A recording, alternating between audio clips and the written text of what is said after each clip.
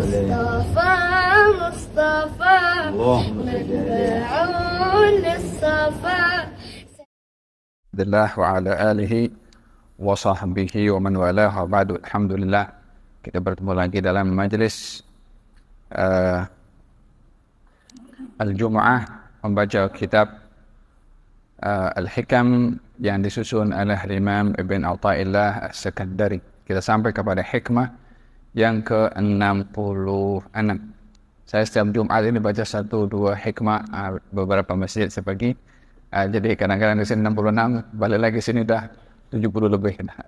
Sebab setiap Jumat di tempat-tempat yang berbeza, dan ini ada di Facebook Darul Murtadha atau Facebook saya sendiri.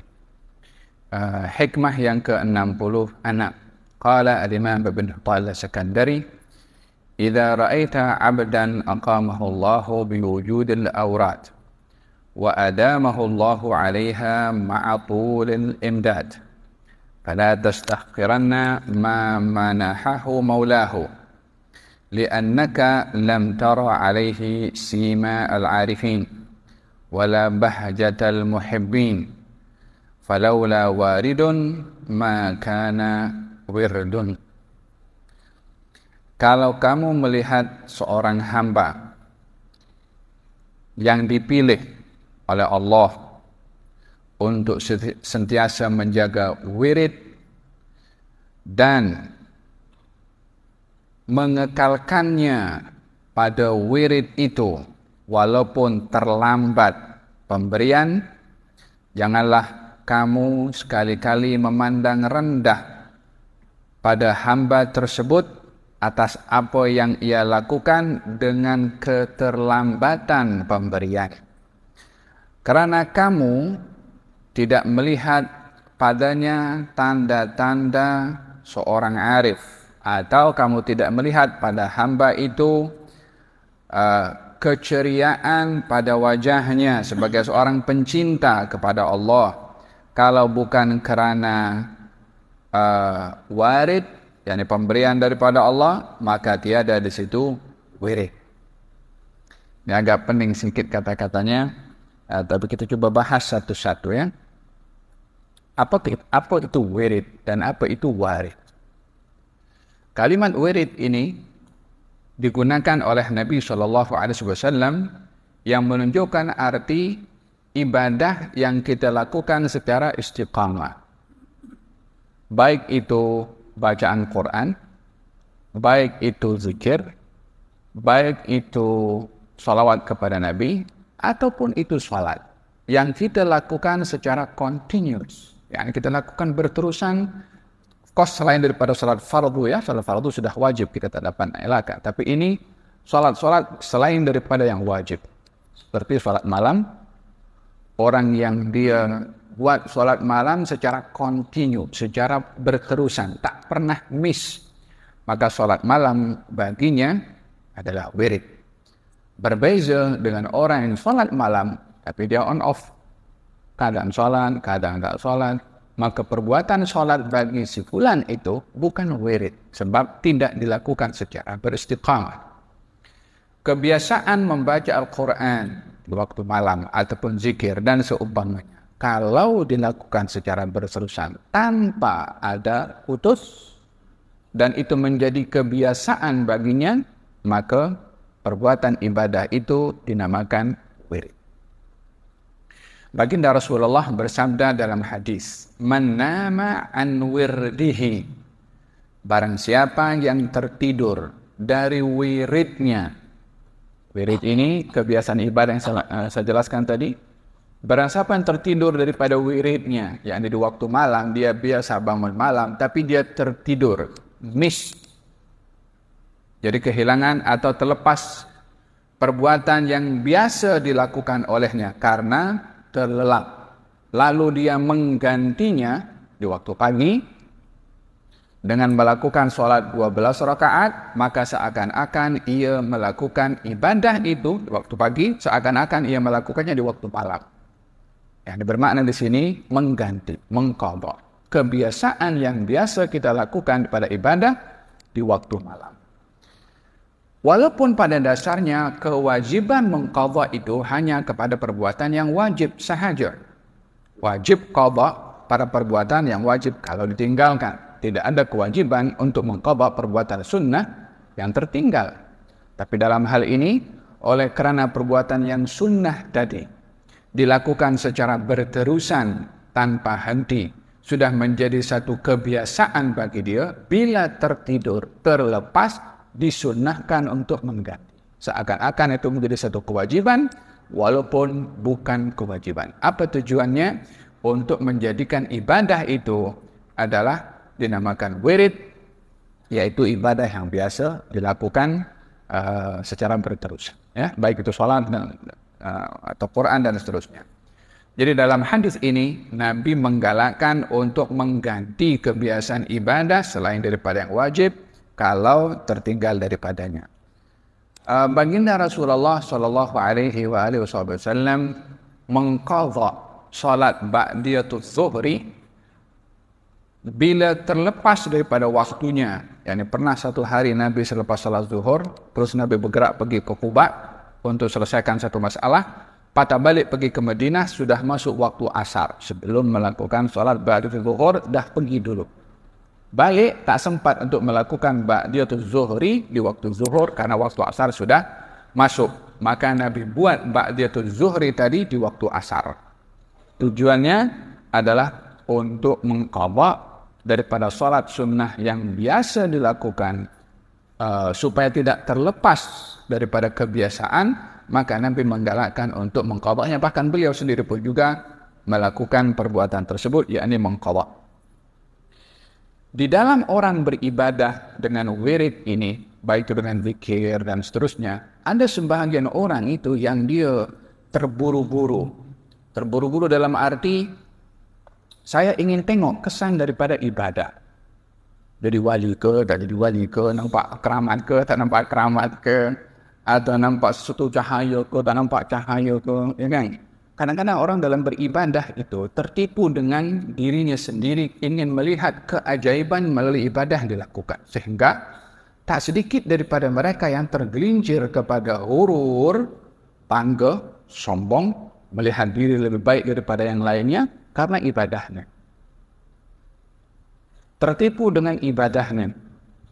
Dan yang menjadi peluang kepada iblis untuk mengganggu kepada orang beribadah dengan ditunjukkan sesuatu yang kadang-kadang nampak luar biasa. Kalau tak nampak, dia macam tak sempurna ibadahnya. Kadang-kadang orang berkhalwat di waktu malam, ya kan? Nampak cahaya, padahal bukan cahaya. Kereta lalu nampak di bayangan sikit lalu kat situ. Malaikat datang.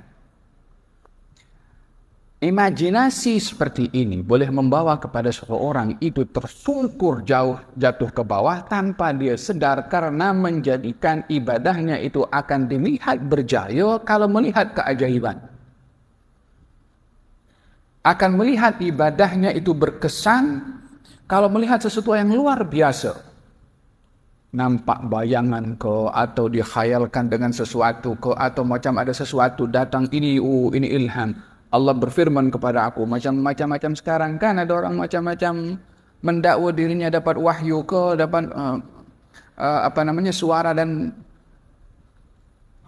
satu hari Syekh Abdul Qadir Jailani qaddasallahu sirran jalan di waktu malam di tengah-tengah menuju ke satu tempat, kemudian nampak cahaya di atas dan cahaya itu bersuara. Katanya, Abdi Abdul Qadir, hambaku Abdul Qadir, aku Tuhanmu. Aku sudah tahu bagaimana ibadahmu. Mula daripada sekarang aku gugurkan kewajiban aku kepada kamu. Kata cahaya tersebut diambil selipar oleh Syekh Abdul Qadir Jailani, dilempar ke atas. Ikhsa ya la'in, celaka engkau wahai orang yang dilaknat. Ternyata cahaya tadi adalah syaitan. Iblis. Iblis boleh ke menampakkan cahaya? Dajjal itu punya syurga, punya neraka. Dajjal itu boleh hidupkan orang mati dan matikan orang hidup. Perkara luar biasa, bukan menjadi satu ukuran kemuliaan pada seseorang. Perkara yang luar biasa bukan menjadi neraca untuk menunjukkan orang itu baik atau tidak. Bukan. Yang menunjukkan baiknya atau tidaknya seseorang, istiqamahnya orang itu pada ibadah. Hatta tak nampak apapun. Hatta tak ada perkara luar biasa. Hatta tak dilihat something yang berbeza dari kepada kebiasaan yang dia lakukan. Dengan demikian, kata Syekh Abdul Qadir Jilani, pergilah engkau wahai orang dilaknat, ternyata dia adalah iblis. Dan dia mengatakan, Abdul Qadir, macam mana engkau tahu kalau aku adalah syaitan yang mengganggu kepada engkau? Katanya, ya, kewajiban tak pernah gugur daripada Rasulullah, macam mana boleh gugur daripada aku?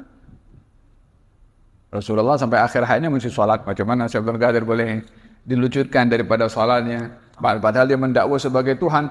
Kalau orang lain dengar macam tu dapat cahaya, aku sudah khalas, wali min awliyaillah, nampak sesuatu yang luar biasa. Kata iblis mengatakan, wahai Abdul Qadir, aku sudah sekian ramai ahli ibadah, aku sesatkan dengan caraku seperti ini. Menampakkan satu keajaiban, disesatkan tanpa dia sedar. Apa sebabnya? Fokus kepada ibadah tanpa menghayati dalam ibadah itu yang dicari apa. Dan dalam hal ini, kata Imam Ibn Atha'illah Sakandari mengatakan, kalau kamu melihat seorang hamba yang dipilih oleh Allah untuk membiasakan diri dalam wirid, seorang hamba dibiasakan untuk berwirid, beribadah, ya Quran, ya zikir, dan ibadah-ibadah yang lainnya. Wa adamahullah, dan dikekalkan oleh Allah pada ibadah itu, walaupun tulil imdad, yakni tidak nampak apa-apa perubahan. Itu je dibuat sama dia. Lah dia bertambah sesuatu yang keajaib ke, macam tu je. Tak ada perubahan pada apa yang dia lakukan pada ibadah wirid tersebut. Maka katanya, kamu jangan sekali-kali memandang remeh pada keadaan itu. Ini apa keadaan itu? Keadaan walaupun kamu beribadah tidak nampak kesan yang luar biasa, jangan pandang remeh. Jangan kamu melihat ibadah kamu tak diterima karena tidak melihat sesuatu yang menakjubkan. Dalam hal ini, di dalam ibadah itu yang dituntut bukan hanya ibadah sahaja, walaupun itu poinnya, tapi yang dituntut dalam ibadah istiqamahnya. Kesan pada ibadah itu akan dilihat melalui istiqamah. Tanpa istiqamah, tak mungkin dilihat kesan ibadah. Inna Allah yuhibbu min al-'abdi idza amila amalan atqanahu. Allah itu suka kepada hamba kalau beramal tekun. Itqan, tekun dalam ibadah. Ahabbul amal ila Allah adwamuha wa in qalla. Amal paling disenangi oleh Allah adalah yang berterusan walaupun sikit. Satu hari, 1 ringgit bersedekah, tapi berterusan. Berbandingkan sekali bersedekah 100 ringgit, tak bersedekah lagi. 1 ringgit itu lebih baik daripada 100 ringgit karena setiap hari dilakukan pada amal ibadah sedekah. Dan kiaskan dengan yang lain. Salawat 1 hari itu 100 kali atau 50 kali berterusan lebih baik daripada dibuat hanya 1000 kali hingga sekali sahaja. Ahabbul a'mal ilallahi adwamuha wa in qalla. Amal yang paling disenangi oleh Allah itu yang berterusan walaupun sedikit. Apa sebabnya? Kerana dengan berterusannya ibadah akan dilihat kesan ibadah pada seseorang. Pada kesan ibadah ini, tidak selalunya hal yang luar biasa sebagaimana saya katakan tadi.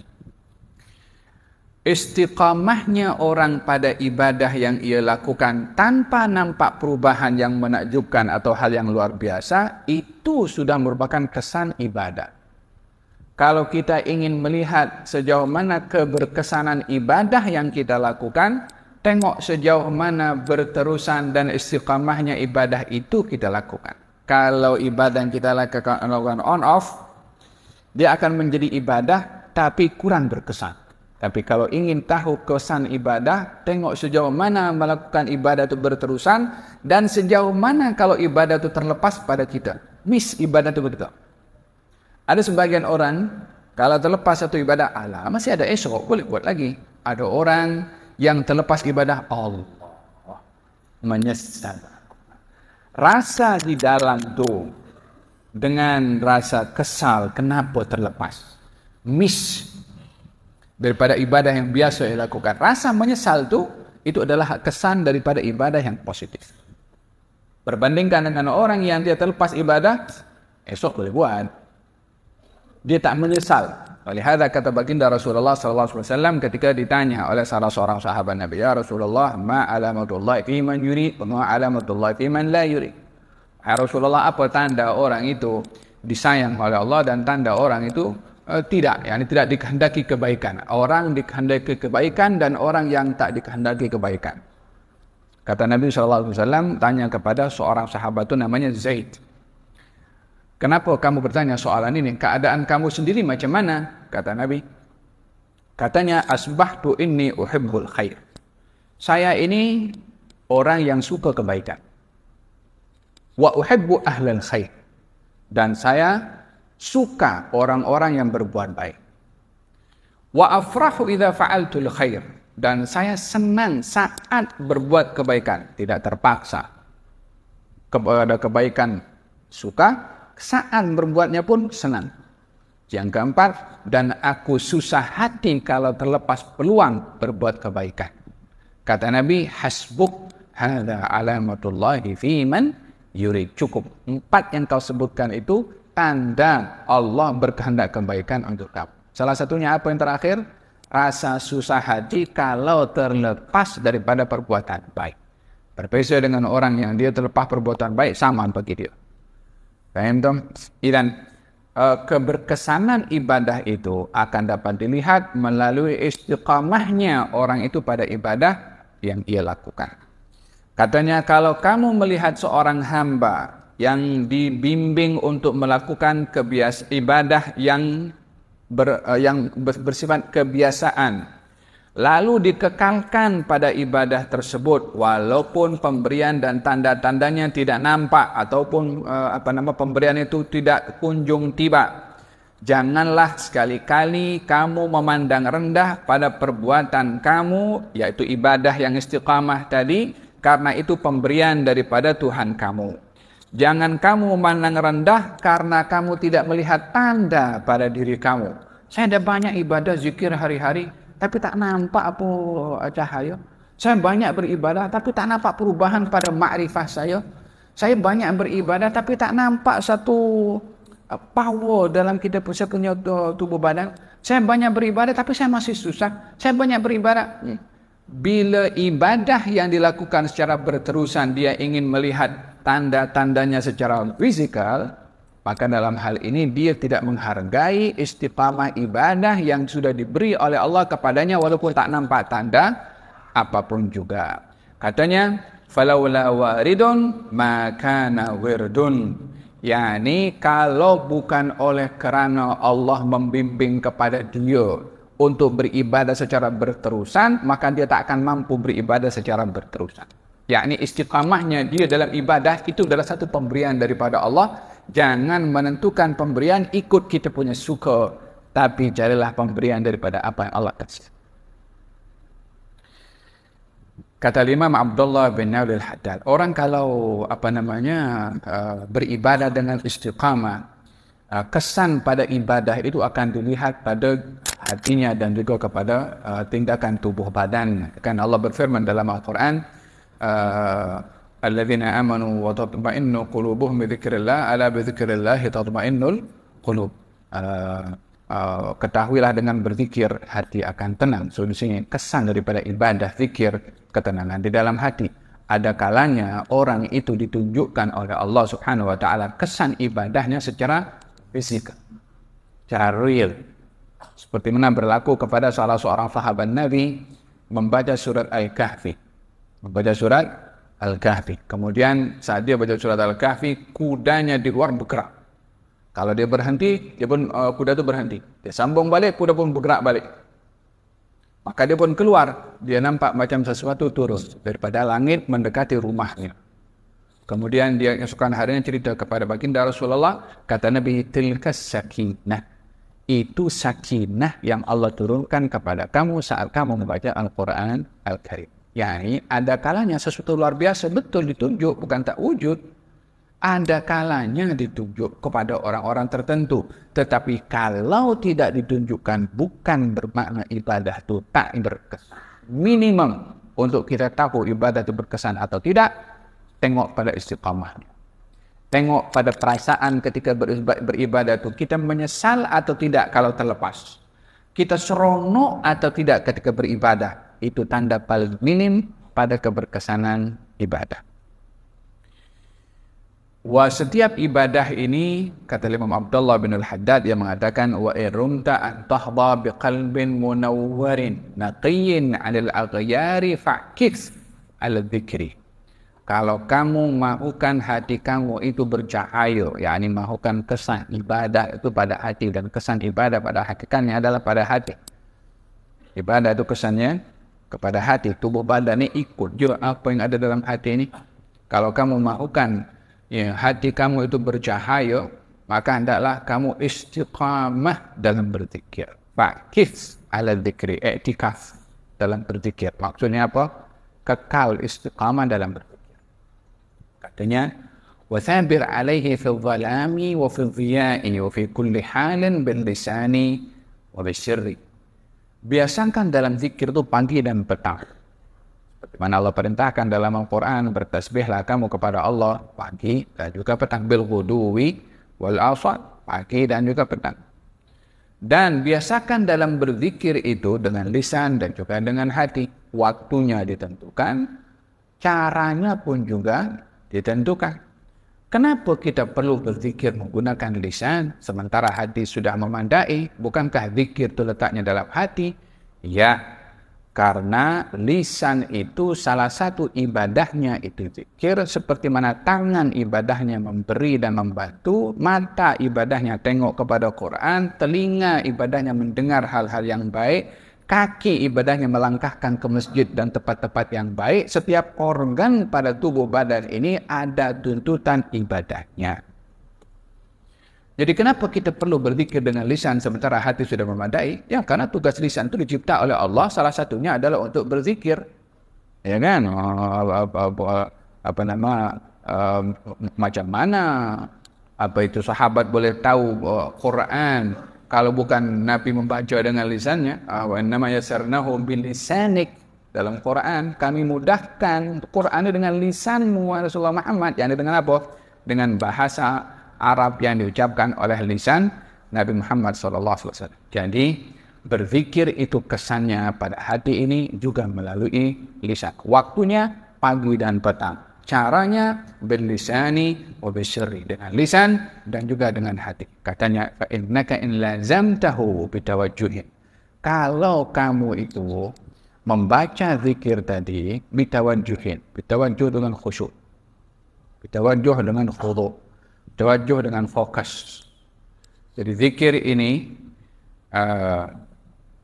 dia samalah dengan kalau kita dalam obat putusnya itu kepada tubuh badan, kan? Tergantung kepada sejauh mana tubuh badan ini memerlukan. Kalau kepada zikir ini bergantung bagaimana fokusnya kita kepada zikir yang kita baca untuk kita mendapat keberkesanan pada zikir tersebut. Yani zikir yang dibaca tanpa ada tawajuh, tanpa khusyuk, dia dapat pahala, tapi tak ada kesan kepada dirinya. Tapi zikir yang dibaca dengan khusyuk, kesannya itu ada kepada diri selain daripada pahala yang diberi.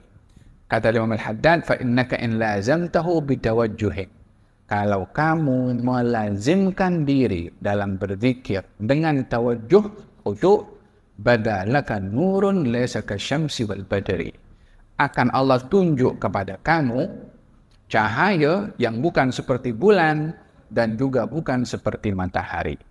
Karena cahaya bulan dan matahari dikesan oleh mata, tapi ini cahaya yang Allah berikan dalam hati, walakinnahu nurun min nurillahi waridun. Tapi itu adalah cahaya daripada Allah yang diberi kepada hamba berzikir tadi, seperti Allah janjikan dalam surat An-Nur, Allahu nurus samawati wal ard. Allah lah yang menerangi langit dan juga bumi. Salah satu contoh sebagai penutup, orang yang melazimkan diri dalam berzikir, ya, lalu diberi cahaya oleh Allah, hal-hal yang gaib nampak jelas. Hal-hal yang diceritakan dalam teks ayat Al-Quran nampak clear. Sudah bukan lagi berupa teks, tapi dipandang jelas oleh mata hati. Seorang sahabat Nabi bernama Harithah. Jumpa dengan baginda Rasulullah. Ditanya oleh Nabi SAW, "Wahai Harithah, bagaimana keadaan pagi ini?" Katanya, "Hari ini aku sempurna imannya." Daripada mana orang dapat mengakui diri sempurna iman kalau bukan karena berzikir kepada Allah Subhanahu wa taala. Alladzina amanu, dalam Al-Qur'anul Karim Allah Subhanahu wa taala, innal ladzina amanu idza dzukirallahu wajilat qulubuhum wa idza tuliyat 'alaihim ayatu zadatuhum imanan. Sesungguhnya orang-orang beriman kalau disebut nama Allah dia bertambah khusyuk. Kalau berzikir membaca ayat-ayat Allah bertambah iman. Katanya, aku adalah orang yang sempurna dalam iman. Kata Nabi SAW, apa tandanya kamu beriman dengan iman yang sempurna? Katanya, ya Rasulullah, saat ini kalau di hadapan saya ini emas dan batu bagi saya sama. yakni tak ada tertarik dalam hati ini kepada kebendaan emas berbanding lebih daripada batu. Karena dilihat dua-dua dalam makhluknya Allah Subhanahu wa ta'ala. Nilainya bukan kepada zatnya, tapi kepada penggunaannya. Katanya, bagi aku sama emas dengan batu bila daripada aku. Yang kedua, ya Rasulullah, aku nampak seakan-akan aku nampak arasnya Allah ini nampak di hadapan mata aku. Dan aku nampak penghuni syurga berada dalam syurga sedang menikmati. Penghuni neraka berada dalam neraka dengan kesakitan dan kepedihan dan keperitan yang mereka rasut. Ai syurga belum ada penghuni, neraka belum ada penghuni. Siapa boleh tengok arasnya Allah Subhanahu wa taala? Macam mana boleh nampak syurga? Macam mana boleh nampak neraka? Subhanallah. Wah, ini kata-kata seorang sahabat kepada Nabi SAW ketika hatinya itu dibuka oleh Allah dengan akan hijabnya, melihat yang gaib kan menjadi jelas. Dengan apa dia sampai kepada derajat itu? Dengan zikir, dengan istiqamah dalam beribadah kepada Allah Subhanahu wa taala, diberi cahaya oleh Allah Subhanahu wa taala. Cahaya ini kalau bukan nampak cahaya macam itu, ini cahaya bukan ada kesan dengan mata saja, tapi cahaya yang ada diberikan oleh Allah dalam hati berupa ma'rifah. Katanya, seakan-akan aku nampak orang syurga sedang menikmati, orang di neraka sedang kesakitan. Kata Nabi bersabda, "Abdun nawwarallahu qalbahu arafta fal zaman." Ini hamba diberi cahaya hatinya oleh Allah, maka kamu sudah mempunyai ma'rifah tersebut. Lazimkanlah dirimu pada kebiasaan yang sudah kamu lakukan. Yani kamu sudah sampai kepada peringkat ini, Allah sudah bagi cahaya, ibadah yang menjadi sebab kamu sampai kepada peringkat ini, kamu kekalkan. Jangan putus. Demikian perintah Nabi kepada sahabat tersebut yang menyatakan hatinya diberi cahaya. Bagaimana dia boleh dapat hati bercahaya? Hal yang gaib jadi syahadat. Maksudnya apa? Keyakinannya full, mantap. Dengan apa dia dapat itu semua? Dengan kebiasaan dalam berzikir atau berwirid, akan diberikan warid oleh Allah Subhanahu wa ta'ala. Wallahu ta'ala alam. Moga-moga Allah Subhanahu wa ta'ala anugerahkan kepada kita istiqamah dalam ibadah. Kata orang arif mengatakan, al-istiqamatu khairu min alfi karamah. Istiqamah itu lebih baik daripada 100 atau 1000 keramat. Istiqamah dalam ibadah. Semoga Allah menegarkan kepada kita istiqamah dalam ibadah dan juga dalam berwirid untuk mendapatkan warid dari Allah Subhanahu wa taala. Amin. Allahumma amin. Wa sallallahu ala sayyidina Muhammadin wa ala alihi wasallam. Alhamdulillah.